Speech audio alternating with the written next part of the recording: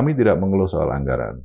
Tahun 2025 ini APBN kita hanya 122 miliar. 122 miliar? 122 miliar. Kita tidak mengeluh soal anggaran. Kalau saya mengeluh itu, Mas. Gitu, ya. Kalau kami tidak. Kami mendengar bahwa Menteri Transmigrasi dan Wakil Menteri Transmigrasi ini bekerjanya sangat keras. Bahkan sempat tidur di kantor juga untuk segala macam. Bisa diceritakan itu? Dari program transmigrasi ini telah menciptakan ibu kota desa sebanyak 1.567 desa. Iya. Kecamatan 466 kecamatan.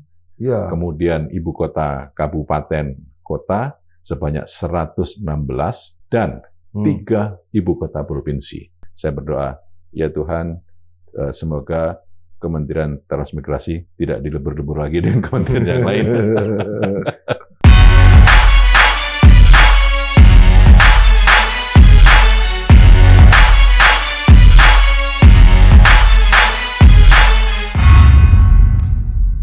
Sobat Marilog, pemerintah Hindia Belanda pernah menjalankan apa yang disebut dengan politik etis di bidang transmigrasi, pendidikan, dan kemudian irigasi.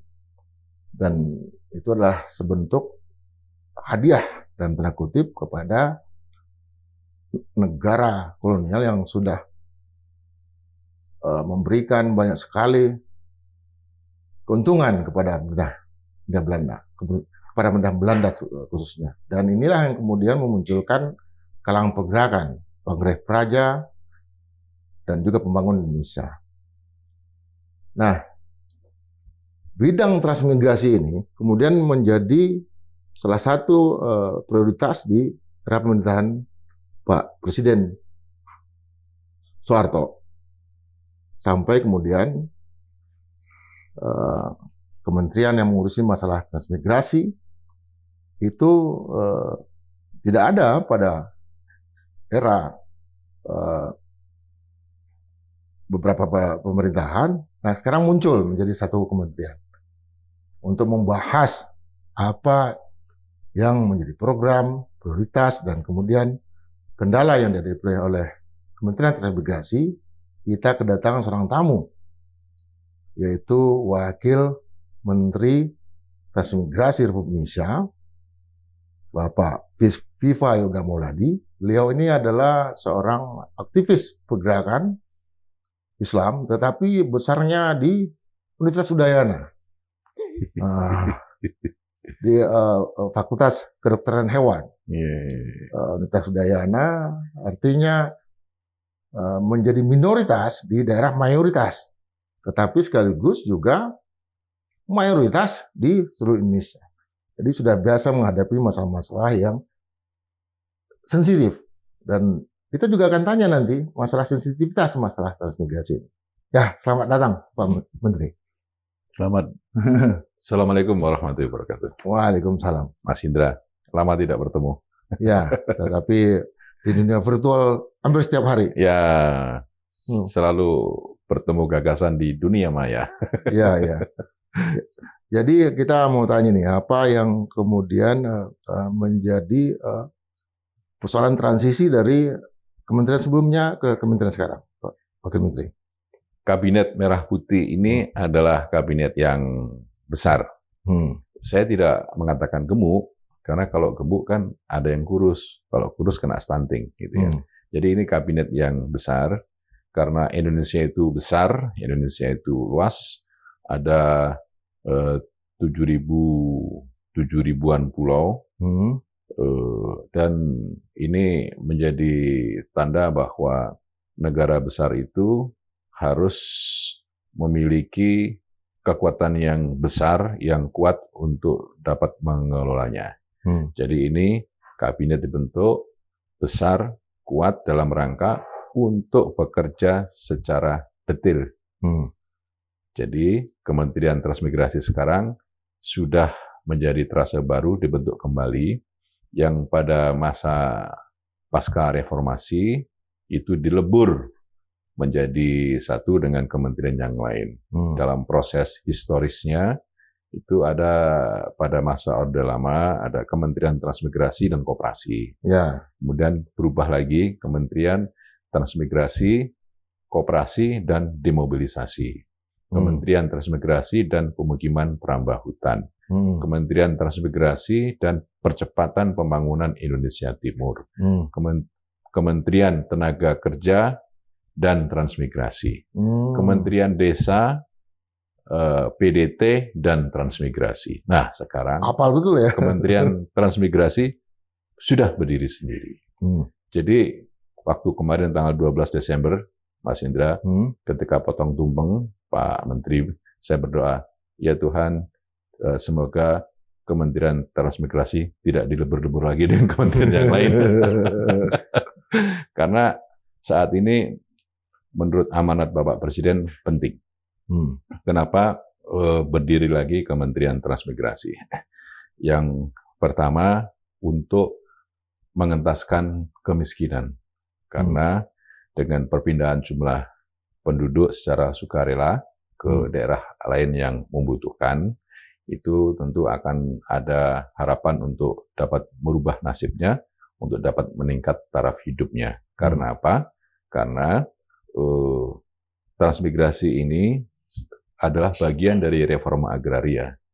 Negara memberikan tanah, lahan 2 hektar are pada setiap kepala keluarga, diberikan rumah, perumahan, pemukiman, dan ladang garapan. 2 hektar. 2 hektar are. Nah, yang kedua diberikan jaminan hidup selama 1 tahun. Kira-kira 200 atau 300 juta. Nanti diharapkan pada tahun kedua dia bisa mandiri dan bisa membiayai, menafkahi keluarganya sendiri. Nah, ini adalah dalam rangka untuk meningkatkan taraf hidup dan dalam rangka untuk keadilan sosial. Itu menjadi tugas dari negara. Yang kedua, dalam rangka untuk sebelum ke sana, selain itu dikasih rumah juga kan? Dikasih rumah. Ya, rumah ya. Dibangun rumah, pemukiman, dan diberikan lahan 2 hektar are. Ya, oke. Nah, yang kedua adalah untuk mengintegrasikan dan melindungi negara kesatuan Republik Indonesia. Karena di mana ada tempat-tempat yang kosong, ketika dihuni oleh masyarakat penduduk Indonesia, tentu dalam aspek keamanan juga akan bisa terwadai di situ. Bahwa setiap daratan yang kosong, ketika ada masyarakat di situ, tentu akan bisa untuk melindungi tanah dan air. Dulu kan sepadan Ligitan itu kalau nggak salah lepas ke Malaysia itu karena kita nggak punya penduduk di sana kan? Ya, itu masalahnya di situ. Nah, dalam aspek pertahanan keamanan sangat strategis ketika ada daerah yang kosong kemudian ditempati penduduk Indonesia di situ. Nah, yang ketiga, untuk mensinergikan dengan program food estate pemerintah, yaitu dalam rangka membantu mengembangkan swasembada pangan dalam rangka kedaulatan pangan. Karena dari sisi kawasan transmigrasi justru menurut data menjadi lumbung pangan nasional, terutama pajali, padi, jagung, dan kedelai. Nah, beberapa daerah kawasan transmigrasi itu menjadi sentra produksi beras. Nah, ini akan bersinergi dengan program pemerintah untuk food estate, dan di kawasan food estate sendiri pun, misalkan di Lurik, Merauke, di Dadahub, Kalimantan Tengah, itu juga menjadi bagian dari kawasan transmigrasi dalam rangka untuk membangun kedaulatan pangan, karena visi dari Pak Presiden Prabowo sekarang adalah harus berdaulat secara pangan, energi, air, dan hilirisasi. Jadi itu visi strategis dari Pak Presiden Prabowo untuk memunculkan kembali Kementerian Transmigrasi. Kan juga banyak yang bertanya, apa masih relevan Kementerian Transmigrasi? Apa ada orang yang mau pindah transmigrasi? Jangan salah. Kita di tahun 2024 ini hanya mampu memberangkatkan 121 kepala keluarga. 121 kepala keluarga. Yang daftar berapa, Mas? 7 ribuan. 7 ribuan. Padahal waktu itu transmigrasi masih di level dirjen, ikut di Kementerian Desa, PDT, dan Transmigrasi. Nah, sekarang sudah berdiri sendiri Kementerian Transmigrasi. Nah, kita tidak tahu nanti ke depannya seperti apa, karena kenyataannya yang mendaftarkan untuk transmigrasi sebanyak 7.000 kepala keluarga. Yang kita berangkatkan di tahun 2024 ini adalah 121. Kemarin diberangkatkan titik di Semarang, Pak Menteri dan Mas AHY, Menko Infrastruktur, saya di Surabaya, di Jawa Timur, memberangkatkan ke Poso, kemudian ke Sidrap, Mamuju Tengah, dan Konawe. Jadi memang program sekarang itu berbeda sesuai dengan Undang-Undang Nomor 29 Tahun 2009 tentang transmigrasi, disebutkan bahwa pola transmigrasi itu berbeda dengan masa sebelumnya. Kalau dulu sentralistik, ya, kalau sekarang desentralisasi, artinya dari pihak tempat transmigrasi, tempatnya itu harus ada kebutuhan. Daerah kami membutuhkan para transmigran dari Pulau Jawa. Maka kita melakukan KSAD, kerjasama antar daerah yang difasilitasi oleh pemerintah pusat kepada pemerintah daerah yang akan mengirim calon transmigran. Oh, di daerah Sulawesi ada daerah yang membutuhkan, kita kerjasama, kita koordinasi. Nah, sekarang polanya begitu. Kalau dulu kan sentralistik kan, setiap kali ada kebijakan pemerintah, langsung bedol desa, segala macam. Sekarang itu tidak ada lagi seperti itu. Jadi sekarang itu desentralisasi, bukan lagi pendekatan top down seperti dulu, tapi bottom up berdasarkan kepada kebutuhan dari pemerintah daerah. Tetapi yang daftar masih banyak, 7.000 tahun 2024 ini. Yang daftar masih banyak. 7.000 kepala keluarga. Tingkat kebutuhannya justru lebih banyak lagi. Tingkat kebutuhan yang masuk juga banyak juga. Cuman kemarin terkendala oleh dana. Gitu. Karena kan untuk memberangkatkan calon transmigrasi kan juga membutuhkan biaya yang tidak sedikit. Ya kan? Satu, harus diberi pelatihan dulu, diseleksi dulu. Kemudian yang kedua, fasilitas rumah, pemukiman, serta lahan itu harus clear and clean. Jadi setiap kepala keluarga itu harus harus betul-betul ditempatkan di daerah yang betul-betul clear and clean, tanahnya, status tanahnya, kemudian hubungan sosial budayanya dengan masyarakat setempat. Itu kita beri sosialisasi seperti ini loh daerahnya nanti, pakai video, pakai gambar, dan kita juga melakukan proses pendampingan, tidak hanya ditinggal. Proses pendampingan dari pemerintah pusat, provinsi, dan daerah untuk melakukan komunikasi. Dan sekarang ini peran dari Kementerian Transmigrasi bukan hanya bertanggung jawab untuk melakukan pembinaan di tempat pemukiman, satuan pemukiman, tetapi merupakan juga tanggung jawab dengan penduduk setempat sebagai sebuah kawasan transmigrasi.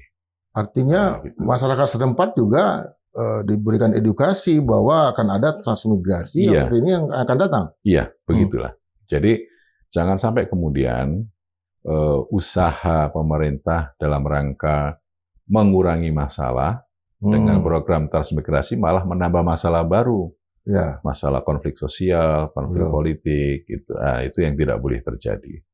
Nah, kemudian dari beberapa data menunjukkan bahwa kawasan transmigrasi itu juga menjadi lumbung pangan nasional. Gitu. Jadi sekarang ini program transmigrasi di samping juga nanti memindahkan penduduk secara sukarela ke daerah tertentu yang membutuhkan, tapi kita juga melakukan program revitalisasi kawasan transmigrasi.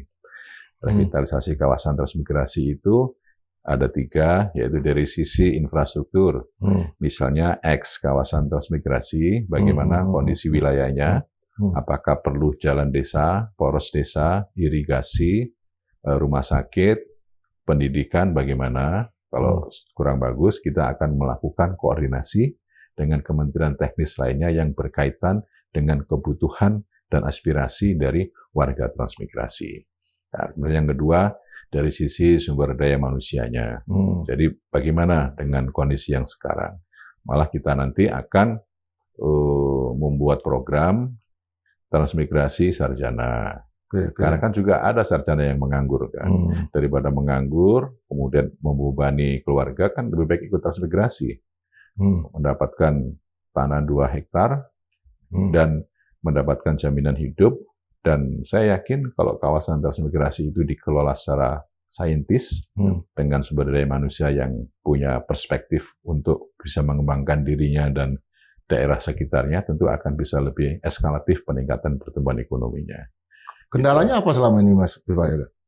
Kendalanya itu dari sisi infrastruktur. Ya, kita sudah melakukan koordinasi dan alhamdulillah kita ini di bawah Menko Infrastruktur dan Pembangunan Wilayah.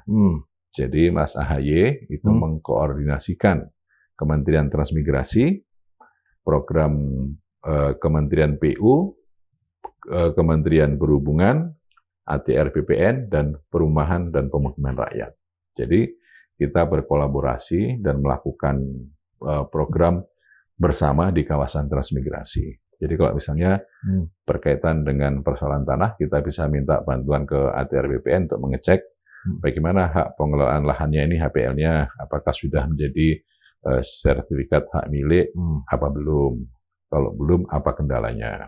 Gitu. Kalau kemudian jalan desa, tidak ada koneksi antar desa, kita bisa berkoordinasi dengan Kementerian PU, Pak Menteri PU, kita butuh untuk membangun jalan 1 kilo agar koneksi bisa berkembang, dan kalau koneksi antar desa bisa berkembang, tentu akan tumbuh pusat-pusat pertumbuhan ekonomi baru di situ.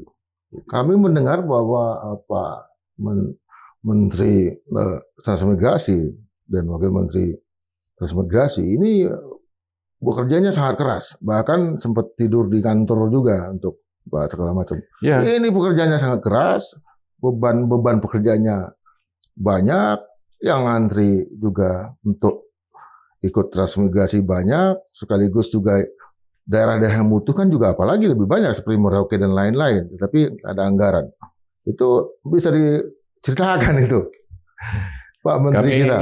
Iya, Pak Menteri dan kami bekerja keras agar tugas pokok fungsi dari Kementerian Transmigrasi ini bisa berjalan sesuai dengan visi dari Presiden Prabowo. Nah, yang kedua, kami tidak mengeluh soal anggaran. Tahun 2025 ini APBN kita hanya 122 miliar. 122 miliar? 122 miliar. Dan kalau kemudian nanti ada rencana biaya tambahan, ya nanti kita akan mengajukan.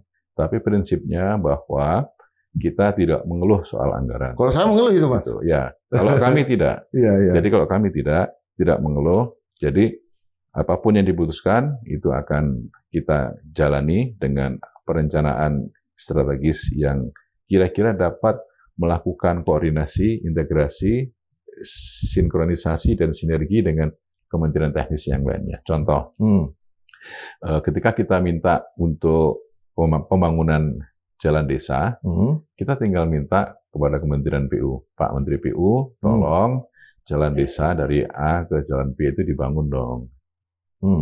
Kan apa bedanya dengan APBN yang dari Kementerian Transmigrasi dan APBN dari Kementerian PU? Kan sama dong, ya kan? Betul. Jadi memang alokasi dananya itu kita mintakan dari Kementerian PU. Kemudian kalau soal pemukiman, kita bisa minta pada Menteri Perumahan dan Pemukiman Rakyat. Masih ada beberapa daerah yang membutuhkan untuk dibangun. Kita bisa minta seperti itu.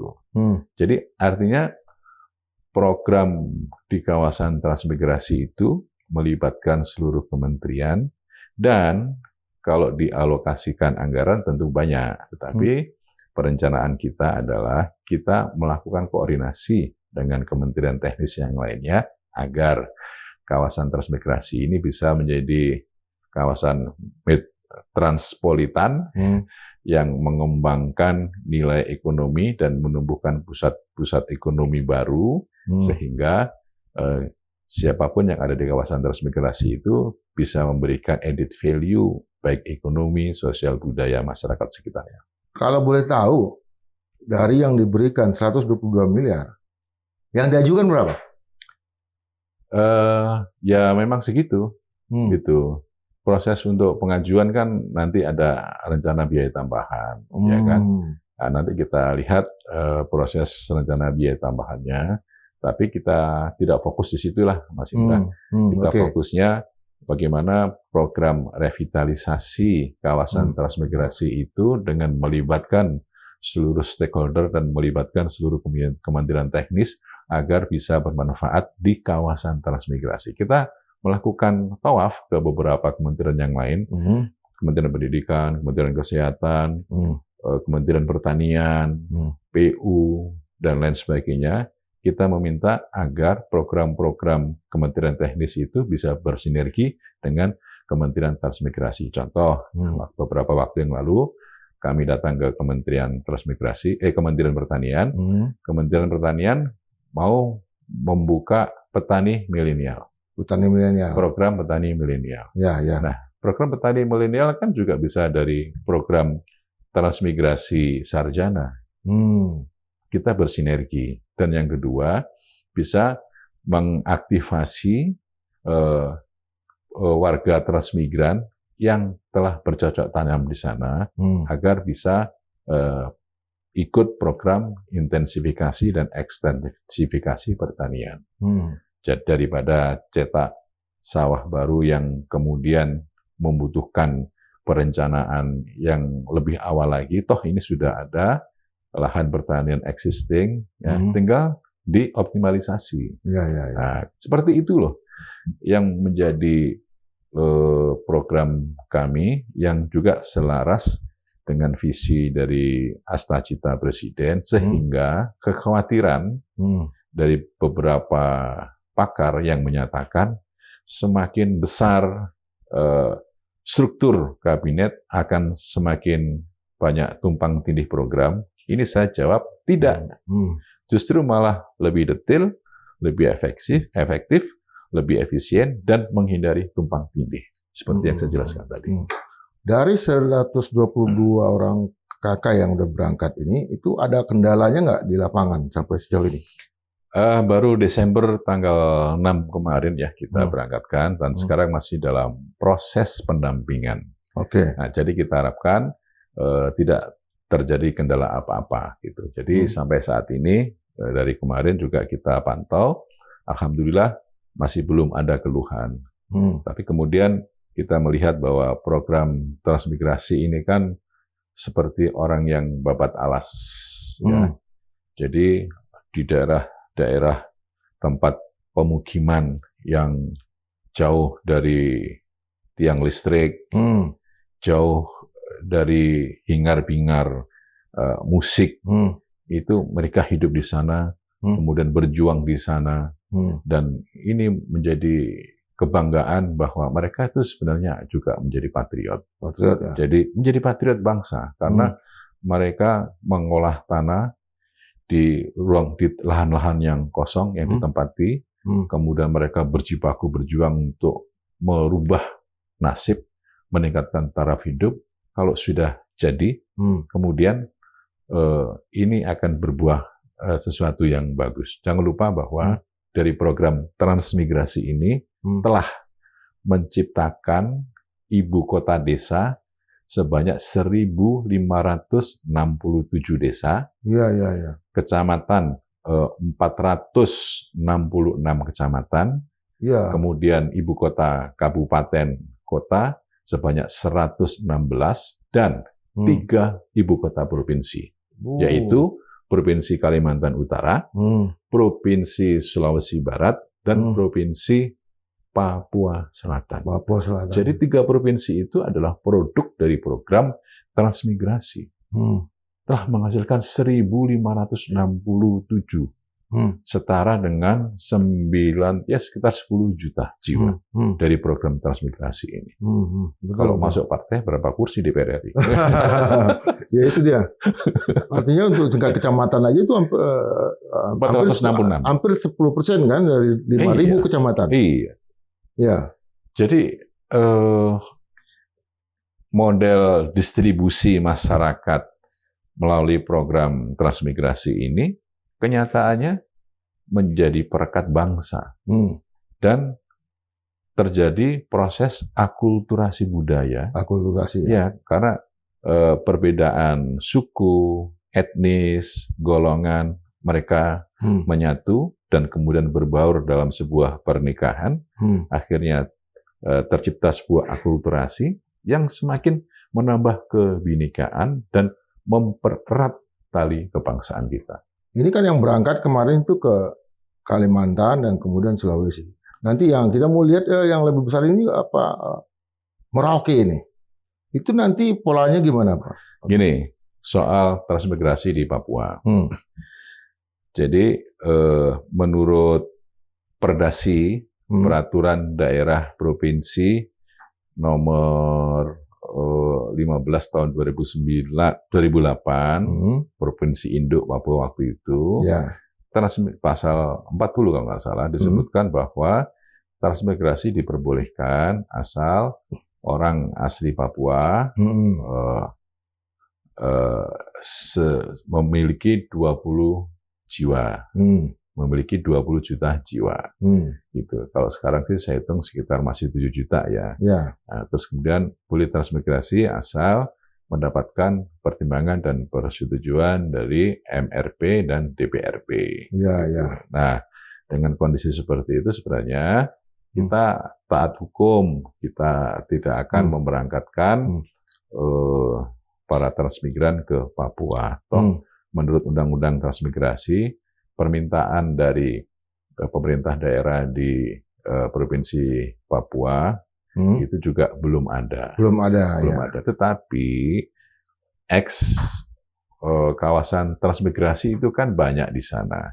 Dan sekarang juga menjadi salah satu kawasan prioritas untuk dibuat program revitalisasi. Gitu. Jadi kalau misalkan nanti ada kawasan Papua kawasan transmigrasi di Papua membutuhkan program-program, ya kita akan membantu dan bisa meningkatkan kualitas hidup mereka di kawasan transmigrasi yang ada di Papua. Nah, yang di X nih, sebelumnya ada Trans, sekarang bukan Trans. Itu kenapa? Apa akan ditinggalkan oleh Trans sebelumnya atau kenapa? Enggak, ada yang sudah tumbuh berkembang dan juga masih butuh sentuhan infrastruktur. Gitu. Jadi kami ini dalam melakukan program transmigrasi itu adalah untuk menghilangkan masalah kemiskinan dan dalam rangka meningkatkan taraf hidup masyarakat serta untuk menjaga persatuan dan kesatuan. Jangan sampai kemudian seperti yang kemarin ada perspektif yang salah tafsir soal transmigrasi di Papua bahwa ini Jawanisasi, kemudian ini adalah genocide. Tidak seperti itulah. Tidak seperti itu, karena kita ini sama-sama warga negara Indonesia dan Indonesia itu tidak akan menjadi NKRI tanpa Papua, ya kan gitu. Betul. Sebagai saudara sesama anak bangsa, kita tetap menjaga persatuan dan kesatuan dan mentaati seluruh aturan yang berlaku. Kalau kemudian di Merauke nanti itu butuh tenaga kerja, program untuk food estate, ya kita utamakan tenaga kerja dari masyarakat Papua yang ada di sana. Dan kita juga bisa melakukan transmigrasi lokal.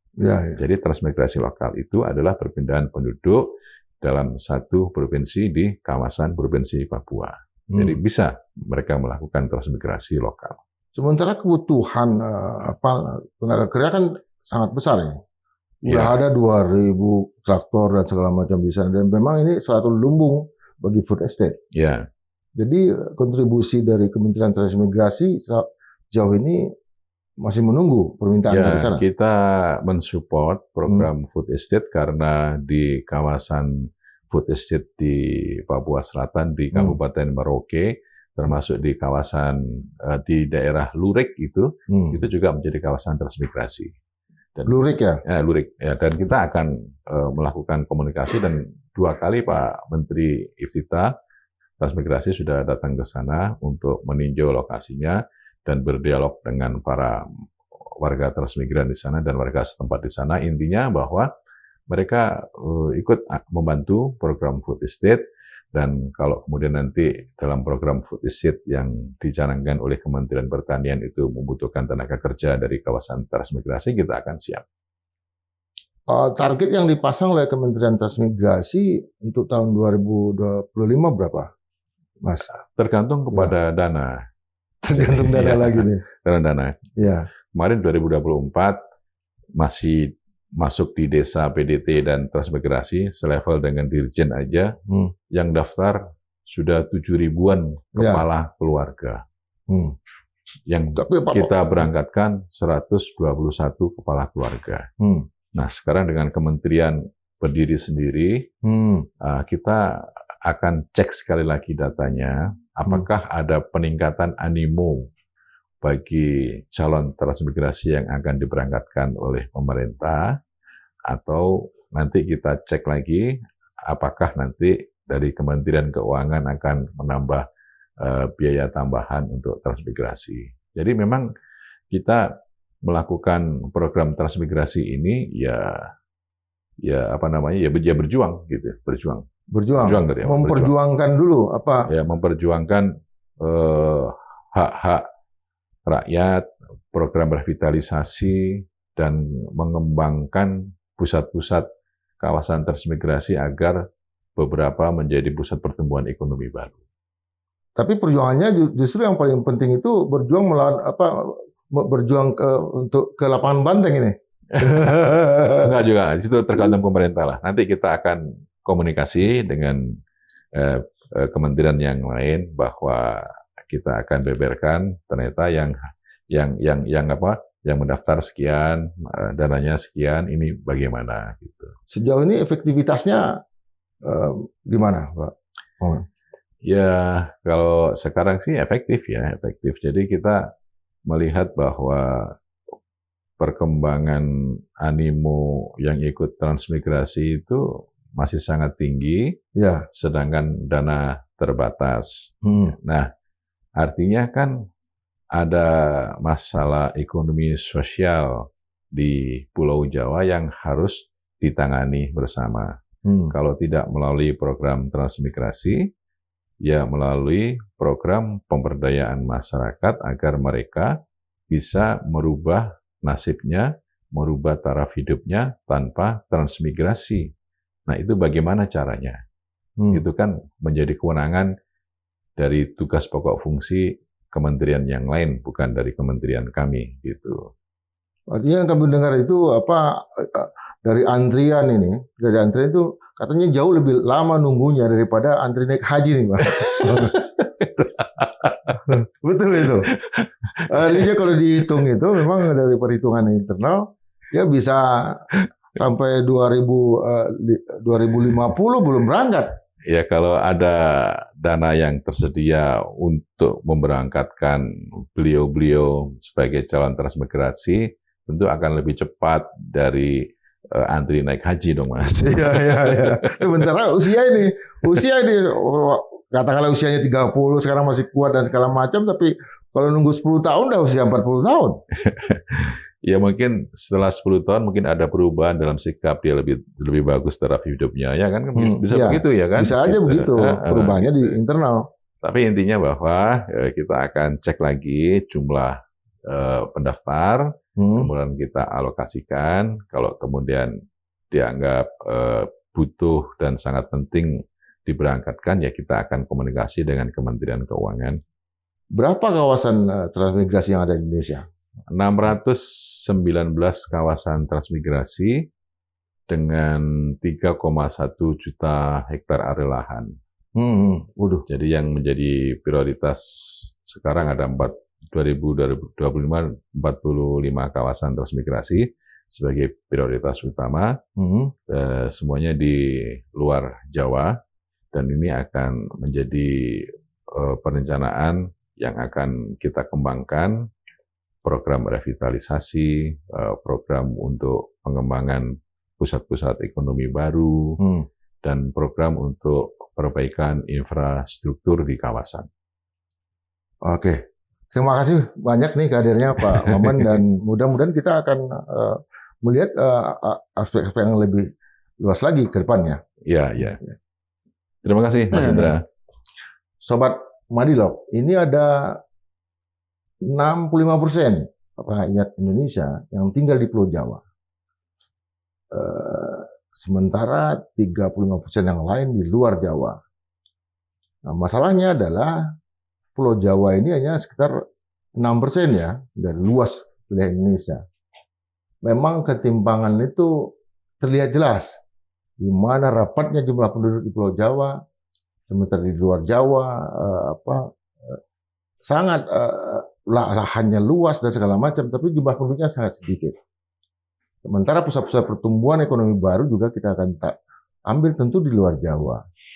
Masalah yang sebesar ini tentu tidak sederhana.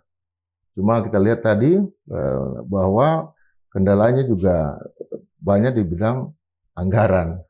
Tapi kita akan lihat dengan pengalaman beliau ini, Pak Viva Yoga, sangat punya pengetahuan dan juga pengalaman sejak usia muda ya, di DPR dan segala macam. Tentu masalah-masalah besar ini ingin diselesaikan dengan cara yang kita lihat tadi, ya kendalanya tidak ada, keuangan kita jangan lihat masalah anggaran, tapi ujung-ujungnya ke anggaran juga. Kita akan lihat nanti perkembangan berikutnya, tentu dengan kebijakan-kebijakan yang juga diarahkan oleh Presiden Prabowo Subianto. Tapi yakinlah bahwa tanpa adanya program transmigrasi, menurut saya masalah yang ada di Indonesia itu tidak akan selesai. Artinya dengan transmigrasi itu kalau terjadi dengan baik itu atas dukungan pemerintah atau secara sukarela, itu akan menyelesaikan banyak masalah yang ada di Indonesia.